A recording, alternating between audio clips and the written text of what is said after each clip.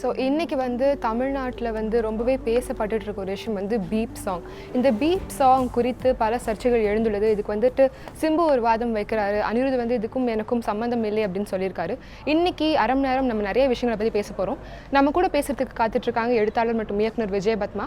Thank you ma'am for coming to the show. So உங்ககிட்ட இருந்து நீங்கள் இண்டஸ்ட்ரியில் இருக்கிறதுனால நாங்கள் நிறைய விஷயங்கள் இந்த பாடல் குறித்து எதிர்பார்க்குறோம். அதுவும் இல்லாமல் நீங்கள் ஒரு பெண்ணாக இந்த பாடலை எப்படி பார்க்குறீங்க அப்படின்றதையும் பார்க்க போகிறோம்.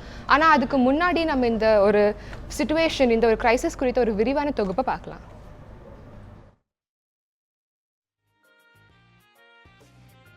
தமிழ் சினிமாவில் முன்னணி நடிகர்களில் ஒருவரான சிம்பு ஆரம்பம் முதல் தற்போது வரை சர்ச்சைக்குரிய நாயகனாகவே இருந்து வருகிறார். பிரபல நடிகர் மற்றும் இயக்குனர் டி ராஜேந்திரனின் மகன் என்ற அடையாளத்துடன் தமிழ் திரையுலகில் அறிமுகமான இவர் உடன் நடித்த நடிகைகளுடன் ஏற்பட்ட காதல் முறிவு, சக நடிகர் தனுஷுடன் கொண்டுள்ள தொழில் போட்டி என பல்வேறு செய்திகளின் மூலம் தொடர்ந்து திரையுலகில் சர்ச்சைகளுடன் வலம் வரும் நாயகனாகவே உள்ளார். தனிப்பட்ட வாழ்க்கையிலும் திரை வாழ்க்கையிலும் தன்னை ஒரு பிரச்சனைக்குரிய நபராக அடையாளப்படுத்திக் கொள்ளும் சிம்பு மீது சமீபத்தில் எழுந்துள்ள சர்ச்சை பீப் சாங்.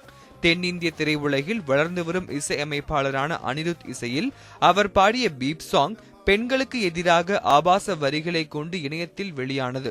திரையுலகத்தை தாண்டி சமூகத்தின் பல்வேறு தரப்பினர் மத்தியிலும் கொந்தளிப்பை இந்த பாடல் ஏற்படுத்தியுள்ளது. தட்டில் இருந்தாதான் சோறு, கீழே விழுந்தா குப்பை, அந்த மாதிரி அதை பாட்டாக இதை பாடி எல்லா ஸ்கூல் பசங்களும் இதை பாடுவாங்க, கேட்பாங்க யூடியூப்பில். ஸோ இதெல்லாம் தான் ஆபாசத்தை சமூகத்தில் விளைவிக்கிறது. நீங்கள் இப்போ ஸ்ப்ரெட் பண்ணி விடுறீங்க.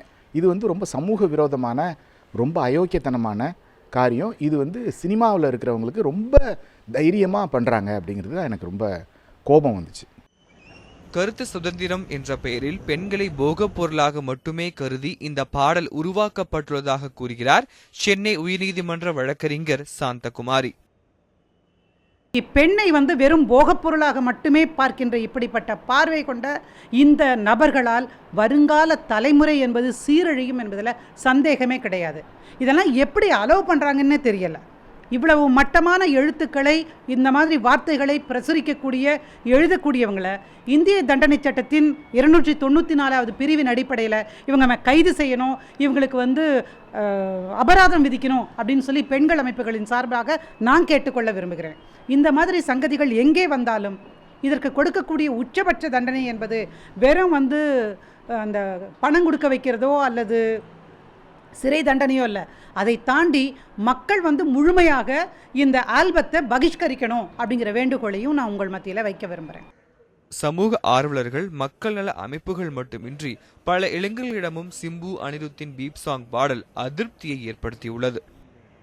ரொம்பவே கஷ்டமாக இருந்துச்சு. எல்லாரும் கேர்ள்ஸை பற்றி தான் பாடியிருக்காங்க அப்படின்னும் போது பாய்ஸ் ரொம்ப ஒரு சிலர் அதை அக்செப்ட் பண்ணிக்கிறாங்க, சந்தோஷமாக கேளு, பெண்ணை தான் கேர்ள்ஸை தான் கிண்டல் பண்ணி பாடியிருக்காங்க அப்படின்ட்டு. பட் ஆஸ் அ கேர்ளாக நான் அதை ரொம்ப அவாய்ட் பண்ணுறேன். ரொம்ப கஷ்டமாக இருக்குது. ஏன் சிம்பு இப்படி பாடியிருக்காதுன்னு தெரியல. ஈவன் அவங்க அம்மாவும் ஒரு பெண் தான். அவர் அதை நினச்சிருந்தா அவர் கண்டிப்பாக இதை பாடியிருக்க மாட்டார். அவர் பாடினது ரொம்ப கஷ்டமாக இருக்குது. இது மாதிரி பாடல் இனிமேல் அவர் பாடக்கூடாதுன்னு கேட்டுக்கிறேன். யூடியூபில் முதலில் வெளியான பீப் சாங் பாடல் சமூக வலைத்தளங்களில் வைரலாக பரவி திரைப்பட ரசிகர்கள், மாணவ மாணவிகள், சமூக ஆர்வலர்களிடையே அமைதியின்மையை ஏற்படுத்தியுள்ளது. இந்நிலையில் நடிகர் சிம்பு அனிருத் மீது வழக்கு பதிவு செய்து நடவடிக்கை எடுக்க வேண்டும் என கோவை மாநகர காவல் ஆணையரிடம் அனைத்து இந்திய ஜனநாயக மாதர் சங்கத்தினர் புகார் கொடுத்துள்ளனர். இதையடுத்து சிம்பு அனிருத் மீது 3 பிரிவுகளில் வழக்கு பதிவு செய்துள்ள காவல்துறையினர் வரும் 19ஆம் தேதி கோவை காவல் நிலையத்தில் நேரில் ஆஜராகி விளக்கமளிக்க வேண்டும் என சம்மன் அனுப்பியுள்ளனர். சிம்பு மற்றும் அனிருத் மீது சென்னை, சேலம், நாமக்கல், திருத்துறைப்பூண்டி உள்ளிட்ட பல காவல் நிலையங்களில் புகார் தரப்பட்டுள்ளது. நீதிமன்றத்தில் வழக்கு தொடரவும் திட்டமிடப்பட்டுள்ளது. தொடர்ந்து சென்னை உட்பட விருதுநகர், சேலம் உள்ளிட்ட மாவட்டங்களில் சிம்பு அனிருத்திற்கு எதிராக கோஷம் எழுப்பி அவர்களது உருவ பொம்மைகள் எரிக்கப்பட்டன.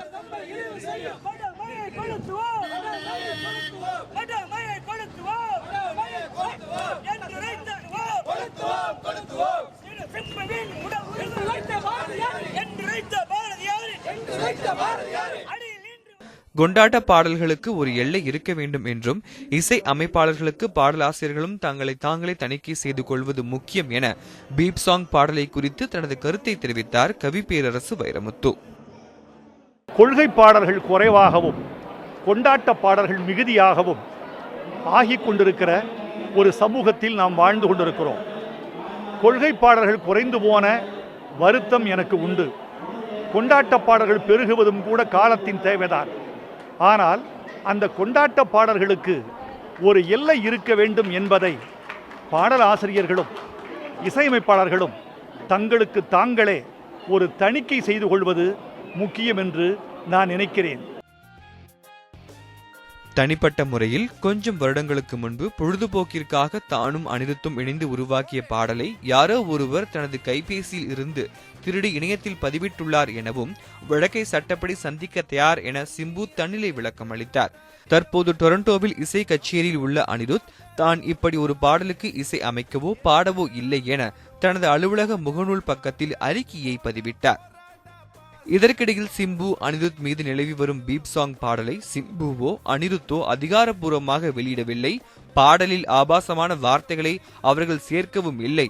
விஷமிகள் அந்த பாடலை திருடி ஆபாசமான வார்த்தைகளை சேர்த்து திரித்து வெளியிட்டனர். இது குறித்து விசாரணை மேற்கொண்டு நடவடிக்கை எடுக்க வேண்டும் என நடிகர் சிம்புவின் தந்தையும் இயக்குநருமான டி ராஜேந்தர் சென்னை போலீஸ் கமிஷனர் அலுவலகத்தில் புகார் அளித்துள்ளார்.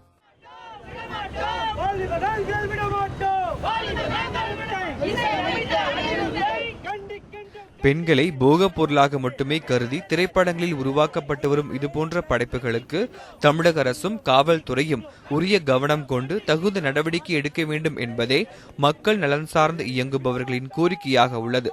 செய்திப்பிரிவு நியூஸ் 7 தமிழ்.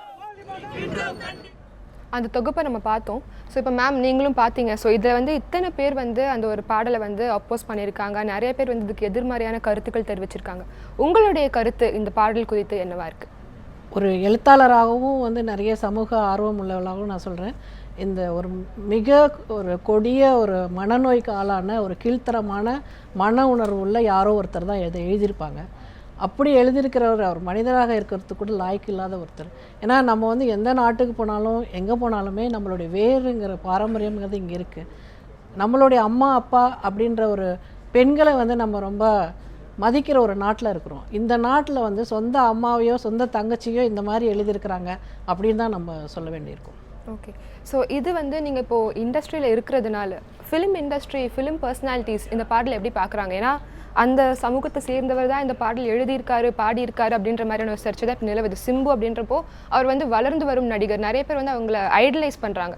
ஃபேன் கிளப்ஸ் இருக்குது அவருக்குன்னு. ஸோ இவர் செய்கிறத ஃபாலோ பண்ணுறாங்க. ஸோ ஒரு இண்டஸ்ட்ரி பர்சனாக இதை நீங்கள் எப்படி சொல்லுவீங்க? இல்லை, பொதுவாகவே வந்து இந்த ஹீரோக்கள் வந்து நாங்கள் ஹீரோக்கள்ங்கிறவனே பெரிய ஏதோ ஆகாயத்துலேருந்து குதிச்ச மாதிரி நினச்சிடுறாங்க. அது மாதிரியெல்லாம் எதுவுமே கிடையாது. இன்னொன்று, ஹீரோக்களாக எப்போ வராங்களோ அவங்கள ஃபாலோவர்ஸ் இவ்வளோ பேர் இருக்கிறாங்கும் போது அவங்களுக்கு ஒரு சமூக சிந்தனையும் சமூகத்தின் மேலே ஒரு அக்கறையும் ரொம்ப தேவைப்படுது.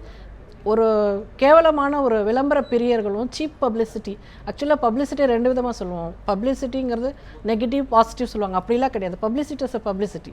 இப்போ ஊர் முழுக்க உருவம் இருக்கிற அளவுக்கு அவர் பெரிய ஆளாக ஆயிட்டார். அப்படிங்கும்போது அதை பண்ணியிருக்கிற ஒருத்தர் வந்து எல்லாருமே கீழ்த்தரமாக தான் நினைக்கிறோம் சினிமாவில் பொறுத்த வரைக்கும். இண்டஸ்ட்ரியை பொறுத்த வரைக்கும் இன்னொன்று என்ன சொல்கிறாங்கன்னா, இந்த இசையமைப்புங்கிறதே வந்து அவருடைய குடும்பத்தினரே பண்ணது தான், அவருடைய தம்பியே பண்ணது தான், ஒரு சும்மா பப்ளிசிட்டிக்காக வந்து அனிருத் பேரை இழுத்துருக்கிறாருன்னு பேசிக்கிறாங்க. பட் எது உண்மையாக தெரியாது. எது உண்மையாக இருந்தாலும் அனிருத் இசையில் பண்ணியிருந்தாலும் பண்ணலைன்னாலும் சிம்புங்கிற ஒருத்தருடைய குரலில் ஒலிக்குது. அப்போது வன்மையாக நம்ம கண்டிக்க வேண்டியது சிம்பு தான். ஒரு பாடகராக இருக்கிறவர் வந்து, ஒரு பாடலாசிரியர் வந்து ஒரு தப்பான ஒரு வரிகளை எழுதியிருந்தால் அந்த பாடுறவங்க வந்து நான் அதை பாட மாட்டேன்னு மறுக்கலாம். இவ்வளோ கொச்சையான வார்த்தைகளை நான் வந்து பண்ண மாட்டேன். இது மாதிரி எத்தனையோ பெரிய பெரிய பின்னணி பாடகர்கள் யேசுதாஸ் மாதிரி, எஸ்பி பாலசுப்ரமணியன்லாம் மறுத்திருக்காங்க. அதை இன்னும் அழுத்தமாகவே இவர் பாடியிருக்கிறாருங்கும் போதே அவருடைய வக்கர மனநிலை வந்து அதுலேருந்து தெரியுது. அதனால் வந்து இன்னொன்று வந்து அவர் எவ்ரி டைம் வந்து பின்னணியில் நோக்கி பின்னடைவுகள் இருக்கும் போதெல்லாம் ஏதாவது ஒரு தன்னை பற்றின பப்ளிசிட்டியை தானே வெளியிடுறதுங்கிறது வந்து நம்ம வழக்கமாக பார்த்துக்கிட்டே இருக்கோம். அது மாதிரி இப்போ இது நம்ம ஆளு படத்தில் வந்து அவங்களுடைய சொந்த ப்ரொடக்ஷனுங்கிறதுனால ஒரு விளம்பரத்துக்காக பண்ணியிருக்காங்க. இதை நான் இன்னும் வன்மையாக கண்டிக்கணும்னா, இப்போ நம்ம சென்னை இருக்கக்கூடிய மனநிலையில் இப்படி ஒரு கொண்டாட்டமான பாடல் வெளிவந்ததே வந்து ரொம்ப ஒரு துக்கத்தை கொடுக்கக்கூடிய ஒரு விஷயமாகவும் வேதனையாகவும் இருக்குது. இதுலேருந்து நான் மக்கள்கிட்ட பொதுவாக வைக்க வேண்டிய விஷயம் என்னென்னா, இந்த வெள்ளம் வந்து நம்ம எல்லாரையும் ஒன்றிணைச்சிருக்கு. எல்லாரும் ஒரு அன்பாக ஒரு கைகோத்துருக்கோம். அந்த அன்பினுடைய அதே விஷயத்தை போலவே, அதே வேகத்தை போலவே சிம்புவனுடைய நம்ம ஆளு படத்தை எல்லாருமே பகிஷ்கரிக்கணும். பாடலை வந்து நான் சொல்ல வர விரும்பலை, ஏன்னா அதை வந்து காவல்துறை தான் பார்க்கணும், அது யார் இசையமைச்சாங்க, யார் எழுதுனாங்கிறதுலாம். ஆனால் பாடலை பாடிய குரல் வந்து இவரது தான். அவங்க அப்பா சொல்கிற மாதிரி விஷமிகள் வந்து வாய்ஸ் எல்லாம் கூட மாற்றலாம் முடியாது. ஸோ இது நம்ம ஆளுக்காக பண்ணப்பட்ட இந்த விளம்பரத்தினால இது நம்மளால் டோட்டலாக நம்ம பார்த்துருக்கோம். இதுக்கு முந்தி ஒரு படத்தை வந்து ஒருத்தர் கூட உள்ளே போகாமல் ஒரு பிரபல நடிகருடைய படத்தை வந்து எப்படி இந்த தமிழகம் வந்து புறக்கணிச்சதுன்னு, அந்த மாதிரி இந்த படத்தையும் புறக்கணிக்கணும் அப்படிங்கிறது தான் என்னுடைய வேண்டுகோள். நான் சினிமாக்குள்ளே இருக்கேன், இருந்தாலும் நான் இந்த வேண்டுகோளை முன்வைக்கிறேன். ஸோ நீங்கள் சொன்ன மாதிரியே மேம், ஆதரிப்பு இருக்கிறதுனால தான் இந்த மாதிரி பாடல்கள் வந்து வெளியாகுது அப்படின்னே சொல்லலாம். இப்போ நீங்கள் சொன்ன மாதிரி சினிமா இந்த படத்துக்கு போகக்கூடாதுன்னா கூட சிம்பு ரசிகர்கள் சில பேர் இருக்காங்க, இல்லை நாங்கள் போவோம் பார்ப்போம் அப்படின்ற மாதிரி. இந்த பாடல் வந்து பெண்களை இழிவுபடுத்துகிற விதமாக இருந்தாலும் இளம் பெண்கள் டெய்லி அவங்கள வந்து பார்த்து பாடுற மாதிரி இருக்குது. பீப் வந்து வச்சதுக்கு காரணம் அந்த வார்த்தை தெரியக்கூடாதுன்னு. ஆனால் அந்த வார்த்தையை வந்து அவங்க வந்து நேரில் பாடும்போது அது வந்து மருத்துவனும் பாட போகிறது கிடையாது. ஸோ இளம் பெண்கள் மட்டும் இல்லாமல் குழந்தைகள், இளைஞர்களுமே பாதிக்கப்படுறாங்க. இந்த மாதிரியான பாதிப்பு சினிமாலேருந்து வருது, உங்களுடைய பார்வை என்ன? இல்லை, இது வந்து எந்த வகையில் வந்து இப்படி வெளிப்படுத்தினாலும் வந்து அது நம்ம வந்து ஒத்துக்க முடியாத ஒரு விஷயம். நம்ம வந்து ஹாலிவுட் படம் எடுத்தாலும் கூட அந்த வெளிநாட்டு அந்த ஹாலிவுட் படமாக நம்ம எடுத்தாலும் கூட நம்மளுடைய வேர்களிலிருந்து வரக்கூடிய பாரம்பரிய உணர்வை பிரதிபலிக்கிறதா தான் நம்ம எடுப்போம். அப்படி இருக்கும்போது இந்த மாதிரியான இளைஞர்கள் என்னென்னா, நீங்கள் எல்லா கெட்ட வார்த்தையும் எடுத்து பார்த்தீங்கன்னா எல்லா கெட்ட வார்த்தையும் பெண்களை மையப்படுத்தி தான் இருக்கும்.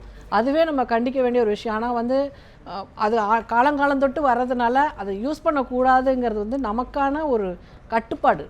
அந்த கட்டுப்பாடை மீறும் எந்த செயலுமே வந்து வன்முறையை வந்து சொல்லணும். அது வந்து என்ன சொல்கிறது, பெண்களுக்கான வன்கொடுமை சட்டத்தில் தான் அதை தண்டிக்கணும். இது எந்த பாடலாசிரியர் எழுதியிருந்தாலுமே தப்பு தான். நான் வந்து இது சிம்பு எழுதினாரோ அனிருத் எழுதினாரோ சொல்ல வரல, வைரமுத்து சார் எழுதியிருந்தாலும் கூட தப்பு தான். அவரே அதை ஒத்துக்கிறாரு. அப்படிங்கும்போது இது வந்து பெண்களுக்கு எதிரான ஒரு வன்கொடுமை சட்டத்தில் பார்க்கணுன்னு தான் நான் சொல்வேன். ஒரு நிமிஷம். ஸோ இப்போ நம்ம கூட வந்து கவிஞர் மற்றும் பாடலாசிரியர் பிறைசூடன் இருக்காரு, அவருடைய கருத்துக்களை கேட்கலாம். வணக்கம் சார். வணக்கம்மா சார். இப்போ தமிழ்நாடு முழுவதுமே வந்து பீப் சாங் அப்படின்ற அந்த பாடலுக்கு வந்து சர்ச்சைகள் எழுந்துட்டு வருது. இது குறித்து உங்களுடைய கருத்து என்னவா இருக்கு சார்? மிக மிக வன்மையாக மனித நாகரிகம் இல்லாம வெறும் பாலுணர்வுகளை மையப்படுத்தி விளம்பர நோக்கத்தோடு வியாபாரத்தோடு செய்யப்பட்டது. இது எதிர்கால தமிழ் மிகப்பெரிய அவமானத்தை அசிங்கத்தை ஏற்படுத்திருச்சு. கண்டிக்கணும், தண்டிக்கணும். இனி தமிழ் இது மாதிரி ஒட்டுமொத்த திரையுலகம் கருத்து வேறுபாடுகள் நிச்சயமாக கண்டிக்கணும். இந்த மாதிரி பாடல்கள் இனிமேல் வெளியாகாமல் இருக்க என்ன மாதிரி நடவடிக்கைகள் இருக்கலாம் சார்? நீங்க ஒரு மூத்த பாடலாசிரியர், ஸோ உங்களுடைய கருத்து என்னவா இருக்கும் இந்த மாதிரி பாடல்கள் இனிமேல் வெளிவராமல் இருக்கிறதுக்கு? இல்ல, எல்லாருக்குமே கவிஞங்கிறதுக்கு ஒரு சமூக அக்கறையும் பொறுப்பும் இருக்கும். தனி மனித ஒழுங்கு முக்கியமானது. எல்லாருக்கும் இருக்கக்கூடிய வக்கர உணர்வுகளை எல்லாம் வெளிப்படுத்துவதுங்கிறது கிடையாது. இங்கீதம்னு இருக்கு, சங்கீதமும் இருக்கு. எதையும் எழுதலாம், யாரும் கேட்கறதுக்கு ஆள் இல்லை, நான் செய்யறதுதான் அப்படின்னு சொல்லுகின்ற அந்த ஒரு அநாகரிகம் காட்டு மிராண்டித்தனம். அதனால ஊடகங்களா இருக்கட்டும், அரசாக இருக்கட்டும், மற்றும் திரைத்துறை ஒட்டுமொத்த அத்தனை திரைத்துறை நண்பர்களும் சேர்ந்து அவர்களை கொஞ்ச காலத்துக்கு புறக்கணித்தால் அது அவர்களுக்கு இந்த வலி தெரியும், அந்த வேதனை. அந்த பாடலை வந்து என்னுடைய மகள்கிட்டயோ என்னுடைய பேரன்ட்டையோ என்னுடைய மருமகன்கிட்டயோ நான் அந்த பாட்டை கேட்க முடியாது. அது மாதிரி எழுதியவர்கள், இசையமைத்தவர்கள், அவர்களுடைய குடும்பத்தாரோடு அந்த பாட்டை பயன்பட முடியாது. அதனால மிக மிக வன்மையா கண்டிக்கணும். என்னுடைய திரைத்துறை அனுபவத்துல முதல் மிக தலைகுனிய வைத்த ஒரு மிக கேவலமான ஒரு பாடல். ரொம்ப நன்றி சார். இந்த ஷோல வந்து உங்களுடைய கருத்துக்களை பகிர்ந்து கொண்டதுக்கு ரொம்ப நன்றி. ஸோ மேம், இன்னும் நிறைய விஷயங்கள் தொடர்ந்து பேசலாம். நமக்காக சமூக வலைத்தள பதிவுகளும் காத்துட்ருக்கு. ஆனால் அதுக்கு முன்னாடி சின்ன பிரேக் எடுத்துக்கலாம். ஸோ இப்போ ஒரு ஸ்மால் பிரேக்குக்கு அப்புறமா நம்மக்கிட்ட நிறைய சமூக வலைத்தள பதிவுகள் இருக்குது. இன்னும் தொடர்ந்து பீப் சாங் குறித்து நிறைய விஷயங்கள் பேசலாம்.